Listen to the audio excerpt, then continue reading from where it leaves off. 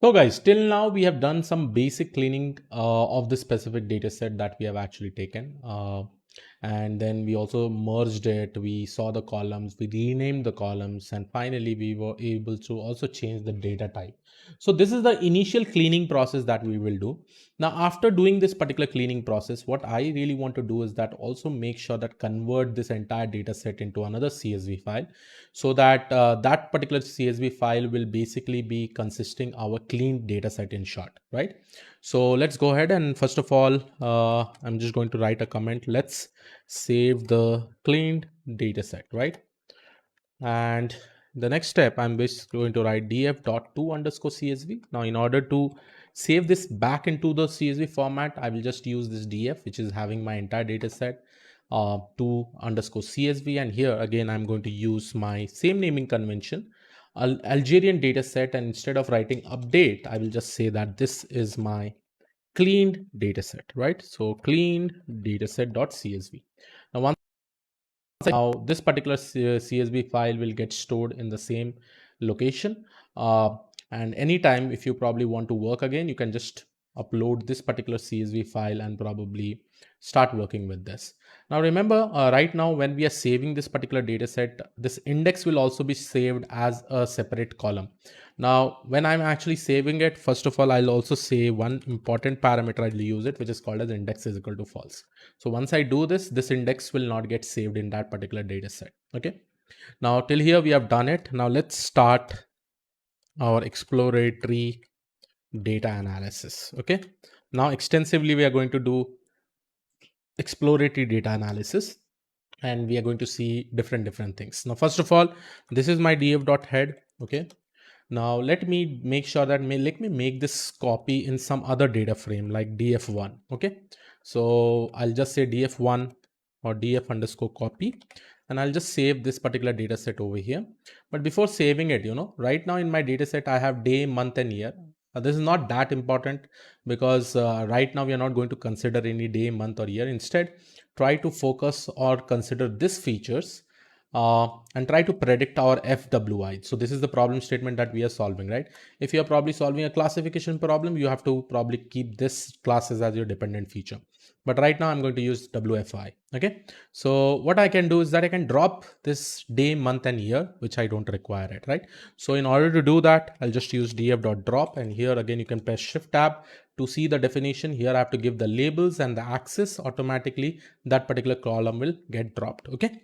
So here I'm going to write my column name as day, comma, month, comma, year, right? So since I'm dropping this, comma, axis is equal to 1. So once I do this, my df underscore copy will have all the remaining features. So I'm just going to execute it. Now, if I probably go and see df underscore copy dot head, you'll be able to see my entire data set, right? Now, this is the first thing that I'm actually doing. Now here we have one categorical feature, which is called as not fire and fire, right? So obviously in this classes we'll have two category features. Now, first of all, I'm just going to make this as zeros or ones, just to provide some kind of labels. Okay. So first of all, I've dropped these features over here. I'll just write another comment saying that drop day, month and year. Not required as such, right?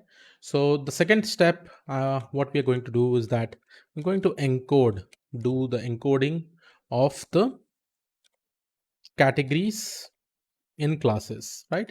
So in order to do this, all I have to do is that write df underscore copy is equal to, okay, oh sorry, this, and the feature name is nothing but classes. So I'm just going to write classes over here, and we can use numpy where I can say np.where, oops, just a second, okay, is equal to np.where, and here I'll be writing df underscore copy of classes wherever the classes is equal to not fire, okay, in string, okay, not fire. I'm going to replace it with 0, and else I will be replacing it with 1. Okay, so this is my entire np.where clause that I'm actually going to use. Now if I probably go and execute it right now, here you can see there's an error. I have to use double equal to, which is synthetically right. So I have to use double df underscore copy dot head. If I see this here, now you'll be able to see ones and zeros, right? So guys, here you can see that even I have put up the condition that wherever my class's value has not fire, it should be replaced with 0. But here I'm getting it as 1. Now there is some specific. What I'm going to do, I'll just go and write df underscore copy of classes, and I'm just going to say dot value underscore count. Now here, once I execute this, here you'll be able to see it says series has no attributes. Okay, value underscore count. Let me just check it out. Okay, value underscore counts. Okay. So if I execute it here, the number of ones are 241 and zeros are 2. But here you could see that initially we also had many number of not fires. This should have come as 0. Now there is some problem in this.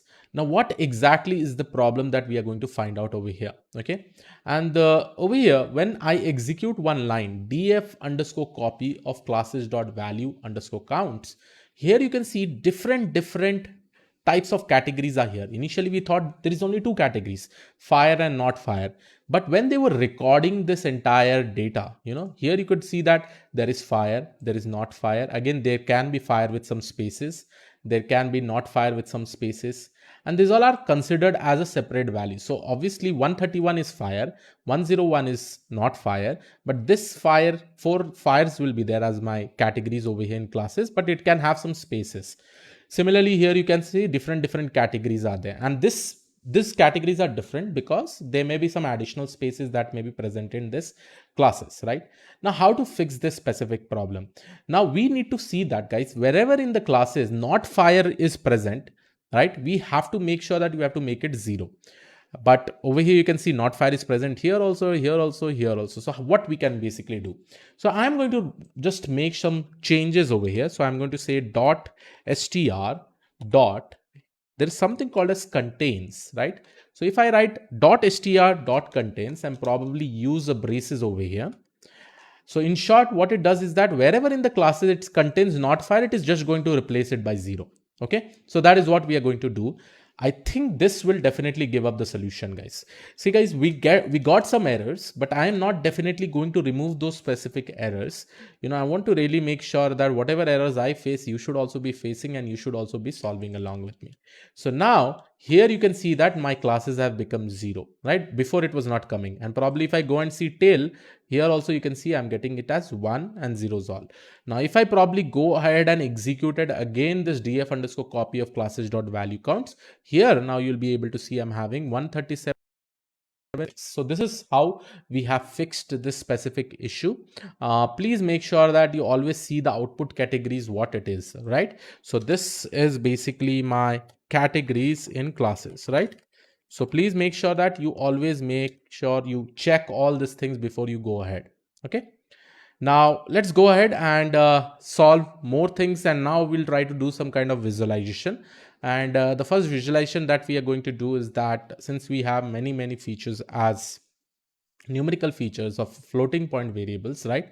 What we are going to do, we are going to use some kind of visualization. So let's see, I'm just going to write plot density plot for all features, right? So for all features. Now, first thing first, I'll say plot doll style. I'll apply some kind of styling. And again, this you can probably check it from any kind of documentation. And I'm going to say use Seaborn styling. Okay, Seaborn. And then I'm also going to see that df underscore copy dot hist. If I use dot hist, it is basically going to provide us some kind of, and I'm also going to select bin size as 50. My figure size, I can probably select any value that I want, like 20 comma 15, let's say. And I will just write plt.show. Again, you can play with most of the features, most of the parameters that are present over here. Now, once I do this, you can see this amazing diagram with respect to every features. So this is nothing with respect to temperature, rain, FFMC, DMC, BUI, ISI, FWI, So all these features, most of the features over here, you can see that it is left skewed or right skewed. This follows bit of normal distribution. This is also left skewed. Classes also, you can see number of zeros and ones, and similarly region also, you can see zeros and ones. They are approximately equal number of regions also, right? So this a small diagram with respect to just understanding how our histograms basically look like. Now I'm just going to put one more observation. So let's say of percentage for pie chart. I'm also going to construct a pie chart and probably show you the percentage with respect to fires and not fire. Like what is the specific count, what percentage of the count is basically having the data points with fire and not fire also, right? So let's go ahead and let's quickly write this. So I'm going to say df underscore copy of classes, okay, and I'm going to basically say dot value underscore counts. And if I probably like this right now, and let's say in this value underscore concept, if I press shift tab, there'll be a parameter which is called as normalize. Okay, so let's say what happens if I probably use normalize. So if I probably use normalize and write true, here you can see that I'm getting in the form of percentage, and if I really want to get the correct percent, I can just multiply it by 100. So 56.37 is basically having ones. Ones are nothing but fire, zeros are nothing but not fire, right? That is what we basically divided it and probably got it right. Now let's plot the pie chart. So plotting pie chart, and for plotting pie chart, it's very simple. First of all, I'm just going to assign some class labels, and let's say here I'm going to basically write fire. See guys, right now what we are actually doing is basically a simple EDA, by creating some diagrams and probably submitting it to stakeholders. And let's say I'm just going to define some plot figure, and this will basically be my fixed size is equal to some values, let's say 10, 5, 12, 7, whatever you want. And then I'll be using this pi function. In the first, I will be giving you the percentage. So let's do one thing. Let's save this over here in the percentage variable, and here I'm just going to assign some percentage. After assigning the percentage, I'm also going to make sure that I assign the labels. So labels is nothing but this will be my class labels, comma. I can also define some auto percentage over here. Let's say I am just defining at percentile 1.1 f. Everything that is given in the documentation, I'm just using it, and probably while writing the code also, I'm referring to the documentation of how to create a pie chart. One more thing, you don't need to remember all these things, whatever. Make sure that you keep on seeing pie chart. All the documentation, it is freely completely available. You can check it out, and you can, based on that, you can do whatever things you want. Okay, you not remember, you're not a storage device. Okay, now here you can see that I'm just writing plot show, and here you get it. Fire is somewhere around 56.4, and not fire is somewhere around 43.6 percentage, right? So guys, now let's go ahead and try to do more EDA, that is exploratory data analysis. Now we are going to focus towards correlation and multicollinearity, just to find out that whether there is some kind of correlation or extensive high positive correlation between the independent features or not. So to begin with, what we are going to do, if you really want to simply create a simple correlation, just write c df dot or df underscore copy, since we are using that, dot corr. So by this, you will basically be able to get a simple correlation between all the independent and the dependent feature. Right now, if I consider fwy as my dependent feature, I'm not worried about this specific correlation. But here you can see all the diagonal elements will have the correlation as 1. This example is RH with temperature. Here the correlation is minus 0.65. That basically means this both are inversely proportional to each other. That basically when the RH value increases, the temperature will decrease.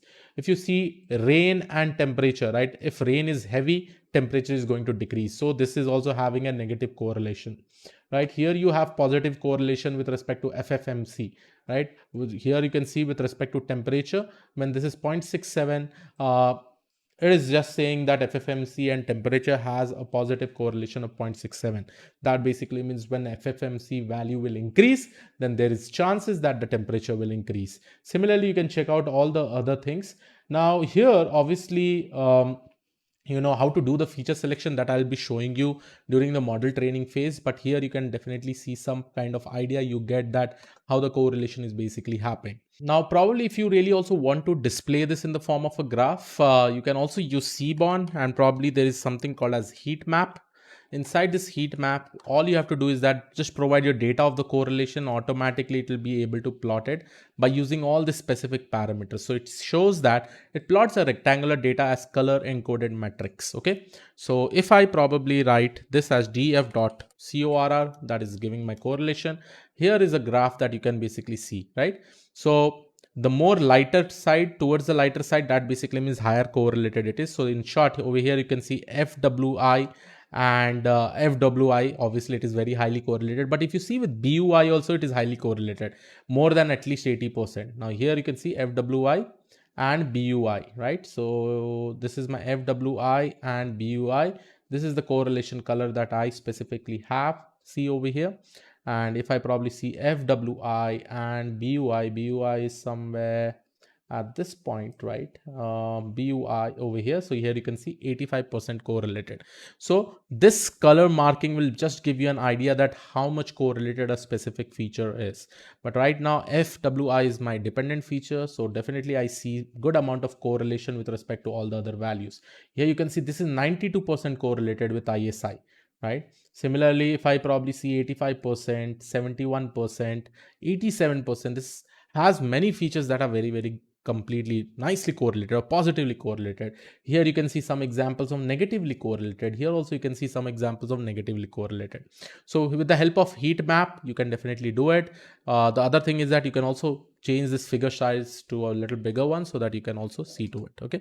Now let's go to the next one. Since FWI I'm actually going to consider as my dependent feature, I'm just going to draw some box plots. Okay. So here is my box plots just to check out how the outliers look like. So I'm just going to create an axis, and probably I can also use like this snx dot box plot, since I've used Seaborn, and here I can use df of FWI, right? And just execute this.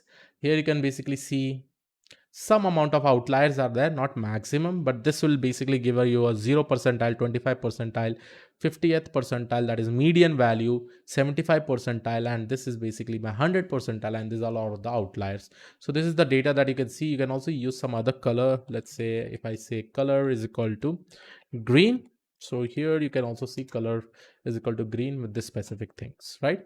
Now one important thing that I really want to do, right?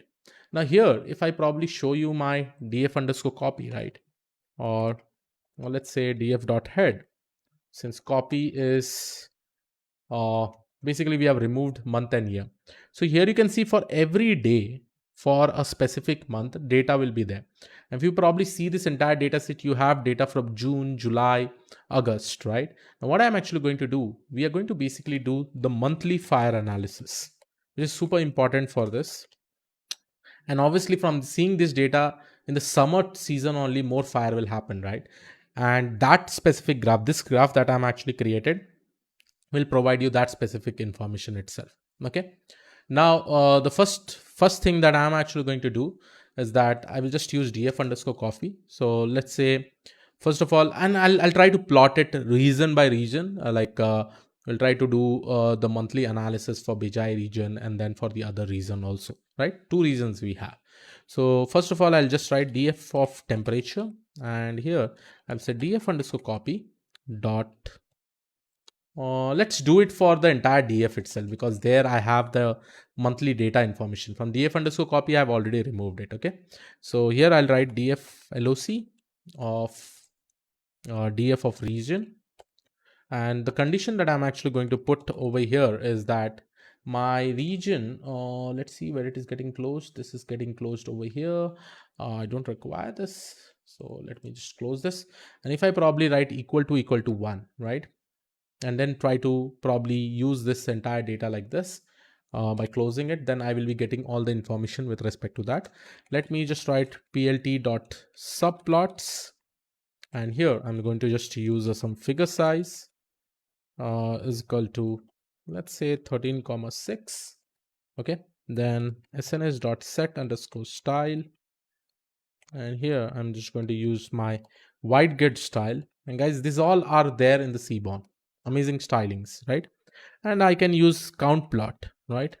snh.cloud and in the cloud plot also I have to give my x-axis and y-axis, right? So x and y is there.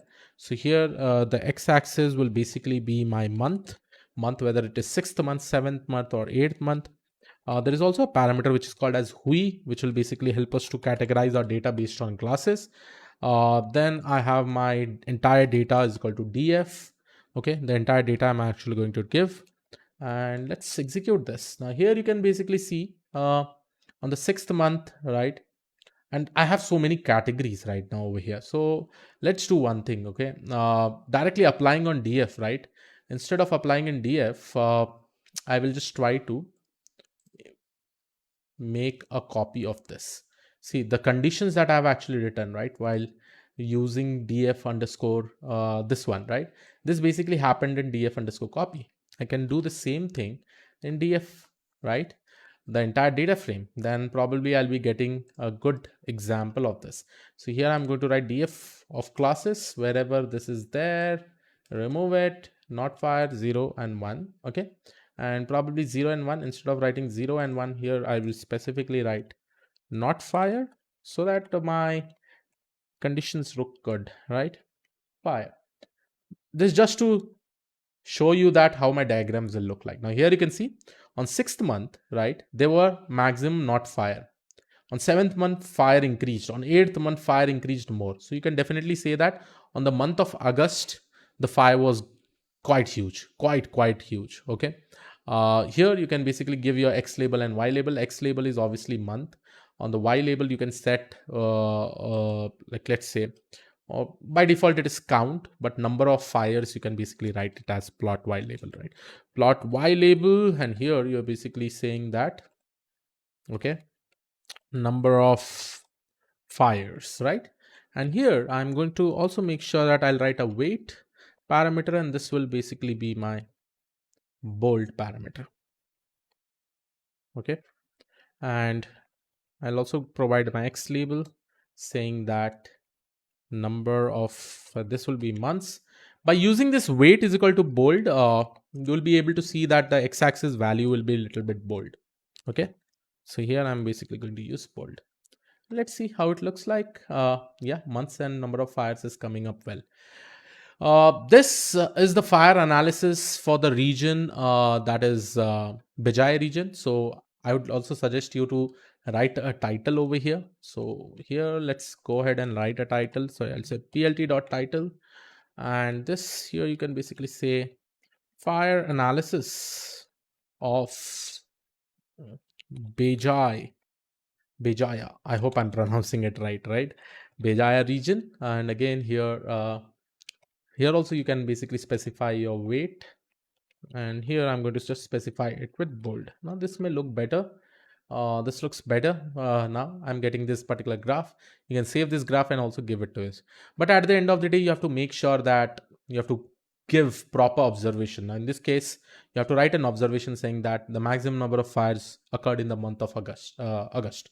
Similarly, let's say for the other region, when I say is equal to 1, that is basically, no, this is for the other region, not Bejaya region, but for the region that I have seen over here. Let's go and open it. Let's go and see this, which region it was. Again, I don't remember the name. It is a very complex name altogether. Okay, Sidibel region, right? So finally I saw this. So this is basically the analysis of fire analysis of CD Bell region, right? Perfect. Now let's go and execute the same thing. I can do it for the other region over here, and here I will basically write Bejaya region. Okay, Bejaya region, right? And just execute it. Now here also you can see the maximum number. Okay, it was 1, sorry, so I'll make it 0.